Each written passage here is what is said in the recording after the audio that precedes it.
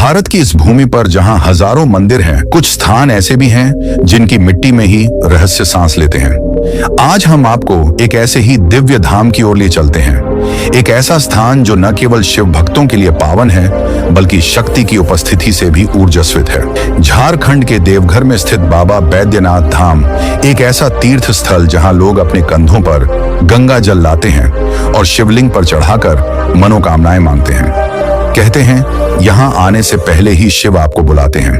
लेकिन यह धाम सिर्फ एक ज्योतिर्लिंग नहीं, यह वह स्थान है जहां माता सती का हृदय भी गिरा था, इसलिए यह शक्तिपीठ भी है। आपने यह जरूर सुना होगा कि यह मंदिर 12 ज्योतिर्लिंगों में से एक है, लेकिन क्या आपने कभी यह सुना कि यह मंदिर श्मशान भूमि पर बना है?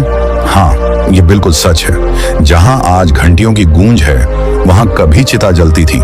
लेकिन इस मंदिर का सबसे रहस्यमय पक्ष तब सामने आता है जब आप इसके पीछे की प्राचीन कथा सुनते हैं। एक कथा जो आपको केवल धार्मिक नहीं, बल्कि रहस्यों और चमत्कारों की दुनिया में ले जाएगी। पुराणों में वर्णन आता है, लंका नरेश रावण ने महादेव को अपने राज्य में स्थापित करने का संकल्प लिया था, लेकिन कोई साधारण उपाय नहीं किया उसने। वह कैलाश पर्वत पर गया और तपस्या में बैठ गया। जब भगवान शिव ने उसकी आराधना को अनसुना किया, तब रावण ने अपने सिर एक एक करके काटने शुरू कर दिया। 9 सिर चढ़ाने के बाद जब वह 10वां सिर काटने को उद्यत हुआ, तभी शिव प्रकट हुए। उनकी भक्ति से प्रसन्न होकर शिव ने उसे वरदान देने को कहा। रावण ने कहा, प्रभु आप मेरे साथ चलिए, लंका चलिए, वहीं आपका वास हो। शिव ने स्वीकार किया, लेकिन एक शर्त पर, अगर रास्ते में कभी मुझे जमीन पर रखा गया तो मैं वहीं स्थायी रूप से स्थापित हो जाऊंगा। रावण प्रसन्न था। उसने शिवलिंग उठाया और आकाश मार्ग से लंका की ओर चल पड़ा। लेकिन देवताओं को यह मंजूर नहीं था कि महादेव रावण जैसे अहंकारी के राज्य में रहें। देवताओं ने विष्णु से सहायता मांगी और एक चमत्कारी योजना बनी। रास्ते में रावण के पेट में असहनीय दर्द उठा।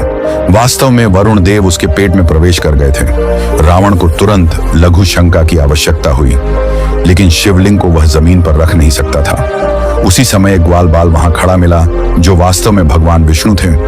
रावण ने उनसे कहा, बस कुछ देर के लिए इसे पकड़ो, मैं तुरंत आता हूं। ग्वाल बाल ने शिवलिंग पकड़ लिया, लेकिन कुछ ही क्षणों में उसे जमीन पर रख दिया और उसी क्षण शिवलिंग धरती से चिपक गया। जब रावण लौटा, उसने देखा कि वह शिवलिंग अब हिल भी नहीं रहा। उसने जोर लगाया, क्रोधित हुआ, यहां तक कि अंगूठे से शिवलिंग को जोर से दबाया, लेकिन वह अब स्थायी रूप से स्थापित हो चुका था। कहते हैं आज भी शिवलिंग पर रावण के अंगूठे का निशान स्पष्ट दिखाई देता है, और जहां रावण ने मूत्र त्याग किया था, वह स्थान एक विशाल तालाब बन गया, जिसे आज रावण तालाब के नाम से जाना जाता है। यह तालाब आज भी वैद्यनाथ मंदिर के पास मौजूद है और भक्त उसमें रहस्य ढूंढते हैं। रावण जब लौट रहा था, तब उसने एक रहस्यमयी वस्तु वहीं छोड़ दी, चंद्रकांत मणि। ये मणि इतनी चमत्कारी मानी जाती है कि चंद्रमा की रोशनी में जैसे ही आती है, उससे जल की बूंदें टपकने लगती हैं। लोगों का विश्वास है कि इस जल में औषधीय गुण हैं। इस मंदिर के शिखर पर जो त्रिशूल नहीं, बल्कि पंचशूल लगा है, वह भी एक गूढ़ रहस्य है। यह पंचशूल सोने और चांदी से बना है और साल में केवल एक बार महाशिवरात्रि के अवसर पर उतारा जाता है। कहा जाता है लंका के प्रवेश द्वार पर भी पंचशूल था, जिसे केवल रावण ही पार कर सकता था। देवघर मंदिर के पंचशूल को एक दिव्य रक्षा कवच माना जाता है, जो आज तक इस मंदिर को प्राकृतिक आपदाओं से बचाए हुए है। लेकिन सबसे अनोखी बात यह है कि यहाँ चढ़ाया जाने वाला नाग मुकुट कोई आम वस्तु नहीं, वह देवघर जेल के कैदियों द्वारा बनाया जाता है। यह परंपरा अंग्रेजों के जमाने से चल रही है। जब एक अंग्रेज जेलर का बेटा बीमार पड़ा और नाग मुकुट चढ़ाने से चमत्कारिक रूप से ठीक हो गया, तब से जेल में बाबा कक्ष बनाया गया, जहां ये मुकुट बनाए जाते हैं। कई लोग केवल इसे ज्योतिर्लिंग मानते हैं, लेकिन यह स्थान शक्तिपीठ भी है। कहते हैं जब दक्ष प्रजापति ने यज्ञ में शिव का अपमान किया, तब माता सती ने आत्मदाह कर लिया। उनके शरीर को लेकर शिव तांडव करने लगे। ब्रह्मांड को बचाने के लिए विष्णु ने सुदर्शन चक्र से सती के शरीर को 51 भागों में विभक्त किया। माना जाता है सती का हृदय इसी स्थान पर गिरा था। जब विष्णु ने उसका दाह संस्कार करना चाहा, तब आकाशवाणी हुई, शिव के बिना यह हृदय अधूरा है। और तभी विष्णु ने रावण से प्राप्त शिवलिंग को माता के हृदय पर स्थापित कर दिया। इसीलिए यह स्थान रावणेश्वर हृदय पीठ के नाम से भी जाना जाता है।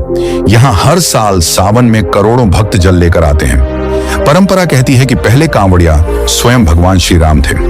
उन्होंने सुल्तानगंज से गंगा जल लेकर इस शिवलिंग का अभिषेक किया था। इसलिए यहाँ से 100 किलोमीटर दूर बहती गंगा को उत्तरवाहिनी माना गया, जो सामान्य धारा के विपरीत दिशा में बहती है। यह परंपरा आज भी उतनी ही जीवित है।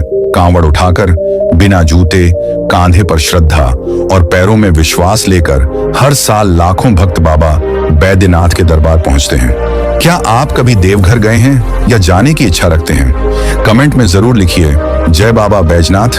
अगर इस रहस्यमयी कथा ने आपके मन को छू लिया हो तो वीडियो को लाइक कीजिए और चैनल को सब्सक्राइब करना न भूलें।